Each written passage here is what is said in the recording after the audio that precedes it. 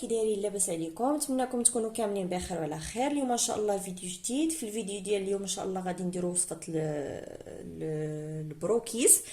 هذا البروكيز هو عباره على جوج وصفات في وصفه واحده، وصفه البرونيز والكوكيز بجوج بيهم كنجمعوهم بجوج كيعطيونا البروكيز. بالنسبه لهاد المقادير هادو اللي كتشوفوا قدامكم، هاد المقادير ديال البرونيز، لان غادي نصوبوا البرونيز نديروه في المول وعاد نديرو فوقو الكوكيز. حنا غنمشيو دقه دقه. عندنا الوصفه ديال البرونيز. عندنا جوج بيضات، 130 غرام ديال الشوكولا اسود اللي تكون نسبه الكاكاو فيه عاليه.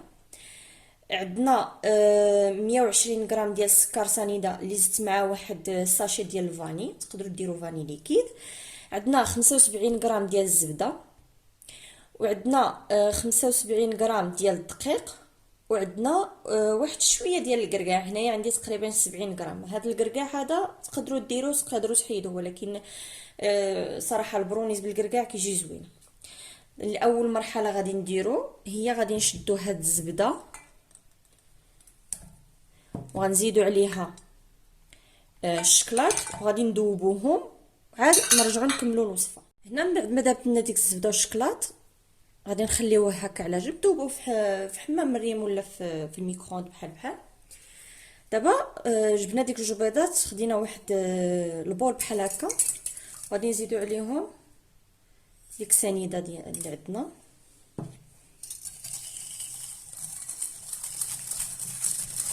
حركوا غير بالخلاط اليدوي، ما كاينلاش تزيدوا الخلاط الكهربائي.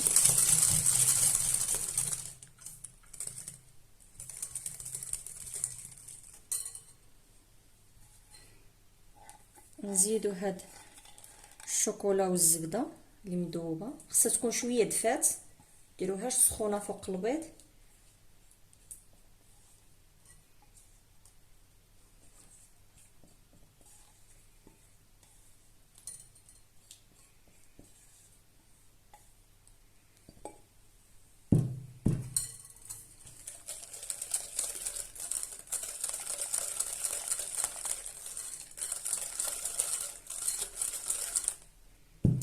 نزيدو عليها داك الدقيق اللي ما درنا فيه قبيصه الملحه. ساهله هاد الوصفه بزاف.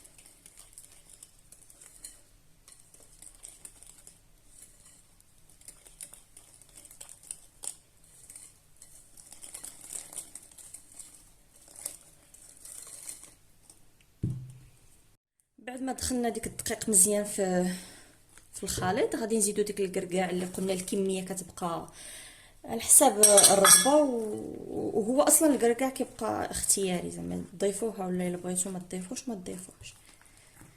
صافي ها الوصفه ديال الاولى عندنا واجده ديال البرونيز. دابا هنايا شديت واحد المول، هذا فيه 23 سنتيم على 23، غلفتو من التحت بابي كويسون، وغادي نخوي فيه هاد الخليط.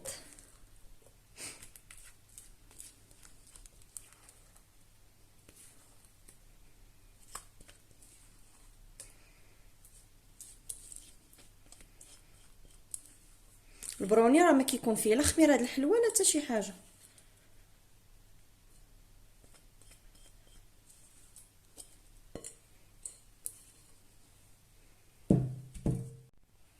هنا من بعد ما خوينا ديك الخليط ديال البرونيز في المول، دابا غادي نخليوه على جنب وندوزو نصوبو الخليط ديال الكوكيز. دابا بالنسبه للوصفه ديال الكوكيز، عندنا 125 غرام ديال الزبده بدرجه حراره الغرفه، عندنا 100 غرام ديال الشوكولاط حبيبات، عندنا 110 غرام ديال لاكاسوناد اولا السكر الاسمر مع واحد الساشي ديال السكر فاني. اللي ما عندوش السكر الاسمر يقدر يعوضو بالسكر العادي. عندنا بيضه، 200 غرام ديال الدقيق اللي دايره مع واحد شويه د الملحه، نص معلقه صغيره ديال البيكربونات، ونص معلقه صغيره ديال الخميره د الحلوى. غادي ناخذ واحد البول غنديروا فيه الزبده اللي خصها تكون درجه حراره الغرفه، والسكر. نخلطوا هادشي كامل مزيان. منين حاولنا ندخلو ديك السكر في هاد الزبده. دابا غادي نزيدو البيضه وغادي نخلطو عاود مزيان حتى يتجانسوا هاد الشيء هذا كامل. هنا من بعد ما دخلنا ديك البيضه في هاديك الزبده والسكر، دابا غادي نزيدو طحين مع ديك القبصه د الملحه، خميره د الحلوه والبيكربونات حتى نخلطوا هاد الشيء. عاد نزيدو الشكلاط حبيبات. دابا غادي نزيدو هاد الشكلاط حبيبات 100 غرام، تقدروا تنقصوا ماشي مشكل، وغادي نخلطوا هاد الشيء مزيان. بعد ما تجمعت لنا العجينه، نتوما كتشوفوا العجينه ديال الكوكيز، غادي نجيبوا داك البروكيز اللي صوبناه قبيله، وغادي نبقاو نشدوه العجينه من هنا ونحاولوا نسطحوها بحال هكا ونحطوها فوق البرونيز.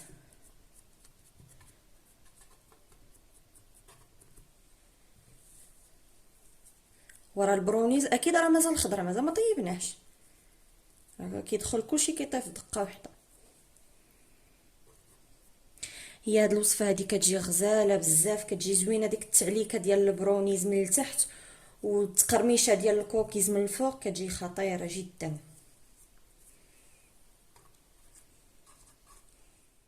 صافي هنايا من بعد ما سالينا دوزت واحد المعلقه وبقيت هكا كنملس من الفوق باش تستوي هكا الطبقه اللي من الفوق. دابا بقينا غير ندخلوها الفران اللي مسخن على درجه حراره 180 المده ما بين 20 حتى ل 25 دقيقه هكاك. المهم كتبقاو مراقبينها حتى تطيب لكم وصافي. نتلاقاو من بعد ان شاء الله. ها البروكيز ديالنا من بعد ما طاب وخرجنا من الفران وخليناه حتى برد. اهم حاجه خليوه حتى يبرد كاع، عاد قطعوه باش ما يتخسر لكمش، قطعوه بالحجم اللي بغيتو. نتمنى الوصفه تكون عجباتكم. فعلا وصفه رائعه تستحق التجربه. هانتوما كتشوفوا البراونيز اللي تحت كيجي معلك، كتجي داك الطبقه ديال الكوكيز من الفوق، وصفه غزاله. نتمنىكم تجربوها وتنال استحسانكم. هكا نكون وصلنا لنهايه الفيديو. الى فيديو مقبل ان شاء الله. بسلام عليكم.